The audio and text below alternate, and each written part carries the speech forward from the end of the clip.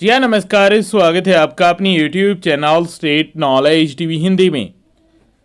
हरियाणा में चुनाव का माहौल है वो बन गया है सभी पार्टियों की तरफ से।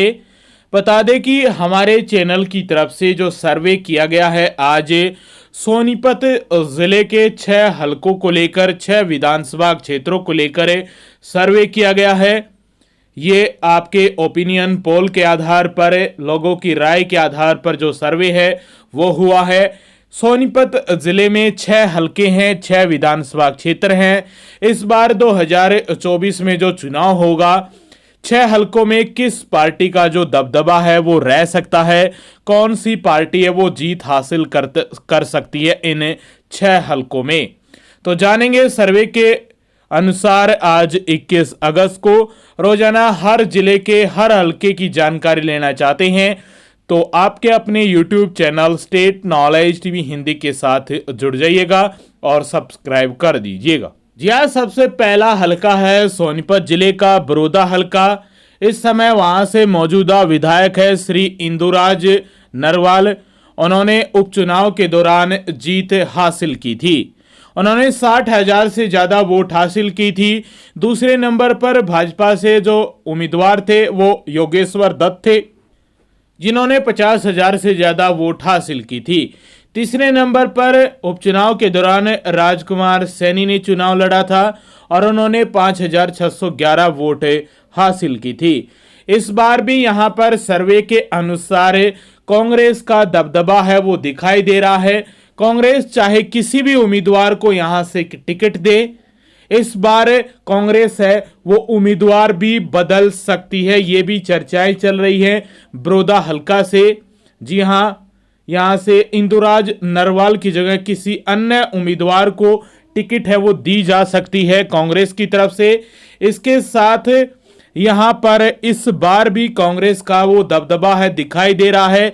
कांग्रेस चाहे किसी भी उम्मीदवार को यहां से टिकट दे, कांग्रेस का पलड़ा भारी है। यहां पर कांग्रेस सोनीपत जिले की बरोदा हलका जो सबसे सेफ सीट मानी जा रही है, यहां से कांग्रेस को हराना लगभग मुश्किल लग रहा है। यहां से कांग्रेस इस बार भी जीत हासिल करती हुई दिखाई दे रही है और यह आंकड़ा 10,000 से लेकर 16-17,000 तक जा सकता है।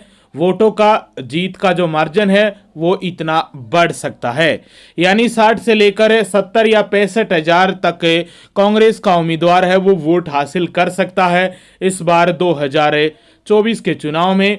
और यहां से बीजेपी हार सकती है एक बार फिर से।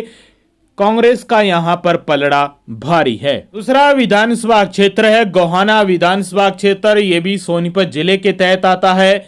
यहां से कांग्रेस के जगबीर मलिक इस बार विधायक है और वो कई बार विधायक बन चुके हैं, लेकिन इस बार उनको बड़ा झटका लग सकता है। इस बार जो समीकरण है वो बदलने वाले हैं, उनके फेवर में नहीं रहने वाले हैं। बता दें कि गोहाना से जो विधायक है वो जगबीर मलिक हैं।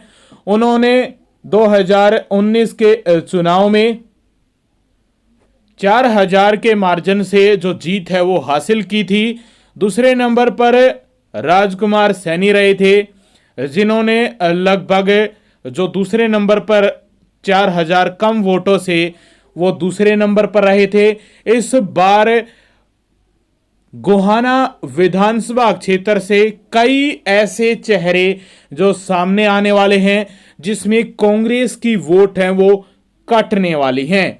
और इस बार यदि राजकुमार सैनी दोबारा गोहाना विधानसभा क्षेत्र से चुनाव लड़ते हैं तो वो जीत हासिल कर सकते हैं, क्योंकि इस बार कांग्रेस की जो वोट है वो कम रहने वाली है और कटने वाली है। जगबीर मलिक की वोट इस बार 4,000 का ही मार्जिन था जीत का और 4,000 वोट है वो कट सकती हैं इस बार 2024 में।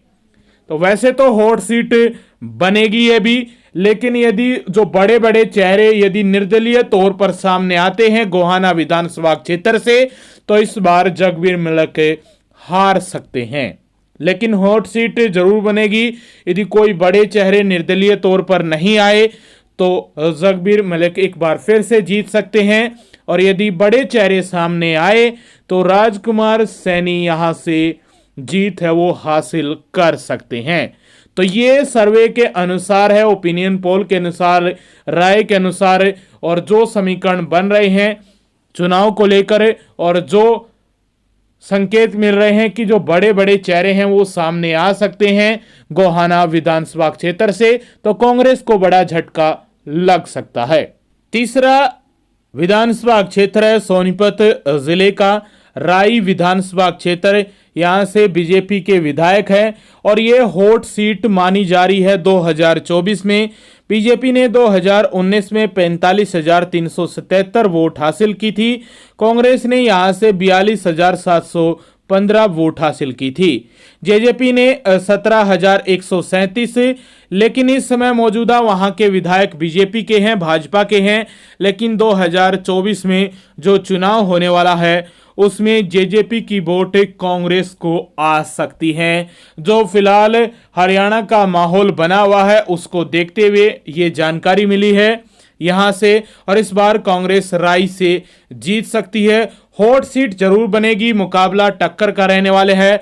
2019 में बीजेपी ने यहां से जीत हासिल की थी और थोड़े ही मार्जिन से जीत हासिल की थी, और थोड़े ही मार्जिन से यहां से कांग्रेस जीत सकती है, वरना टक्कर रहने वाली है, मुकाबला रहने वाला है बीजेपी का और कांग्रेस का। तो यदि जेजेपी की ज्यादा वोट कांग्रेस में जाती हैं तो यहां से कांग्रेस थोड़े ही मार्जिन से जीत सकती है राई विधानसभा क्षेत्र से। तो ये बड़ी अपडेट आई थी आप सभी के लिए, ये राई विधानसभा क्षेत्र से। चौथा नंबर का विधानसभा क्षेत्र है खरखोदा विधानसभा क्षेत्र।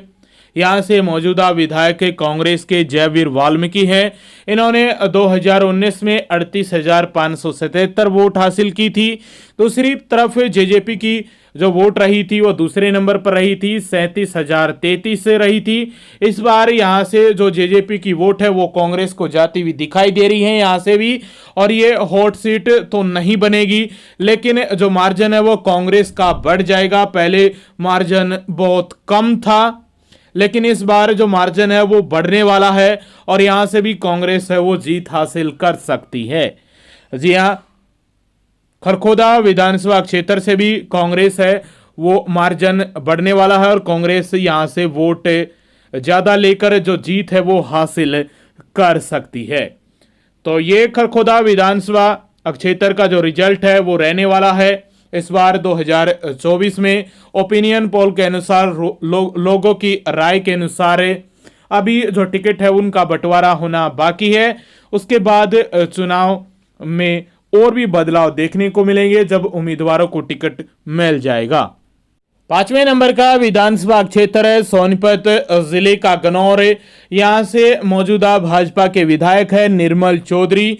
इन्होंने 2019 में 57,830 वोट हासिल की थी।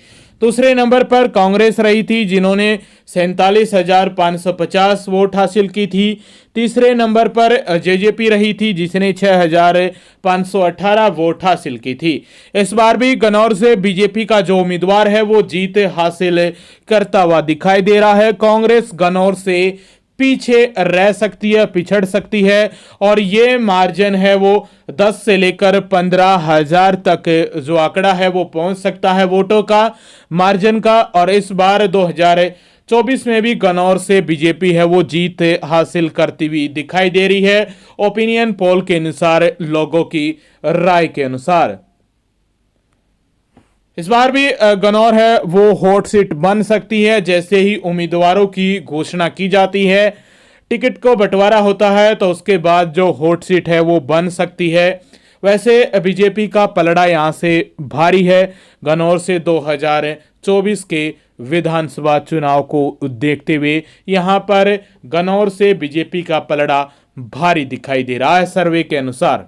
छठे नंबर पर विधानसभा क्षेत्र है सोनीपत। यहां से मौजूदा विधायक कांग्रेस के विधायक हैं। इन्होंने 2019 में 79,438 वोट हासिल की थी। दूसरे नंबर पर बीजेपी रही थी, 46,560 वोट हासिल की थी। इस बार यहां सोनीपत से और ज्यादा मार्जिन से कांग्रेस है वो जीत सकती है, और आपका सोनीपत जिले का सबसे जो बड़ा मार्जिन से जीत हासिल करने वाली है कांग्रेस, वो सोनीपत विधानसभा क्षेत्र है। और दूसरे नंबर पर आपका रहने वाला है बड़ौदा। जी हाँ, यहां पर मार्जिन है वो दूसरे नंबर पर बड़ौदा में रहेगा और पहले नंबर पर सोनीपत विधानसभा क्षेत्र से कांग्रेस है वो बड़ी जीत और बड़े मार्जिन के साथ लगभग 30 से 40 हजार का जो आंकड़ा है वो छू सकती है कांग्रेस। और यह आंकड़ा है वोटों का 80,000 से लेकर 1 लाख तक पहुंच सकता है कांग्रेस का। और सबसे बड़े मार्जिन से जीतने वाली सीट है वो हो सकती है कांग्रेस की 2024 के ओपिनियन पोल के अनुसार विधानसभा चुनाव में यहां पर कांग्रेस है भारी मार्जिन से जीत सकती है 2024 का चुनाव ओपिनियन पोल के अनुसार, लोगों की राय के अनुसार। तो ये 6 हलके थे आज सोनीपत जिले के। रोजाना आपके अपने जिले की जानकारी लेना चाहते हैं, आपके जिले में जितने भी हलके हैं, रोजाना एक जिले के जितने भी हलके हैं उनको सर्वे किया जाता है, उसके अकॉर्डिंग बताया जाता है शाम को कि इस हलके में किसकी जीत है वो हो सकती है 2024 के विधानसभा चुनाव में। तो आगे भी आप रोजाना चुनाव संबंधी जानकारी लेना चाहते हैं तो आपके अपने YouTube channel state knowledge TV Hindi के साथ जुड़ जाइए, सब्सक्राइब कर दीजिएगा।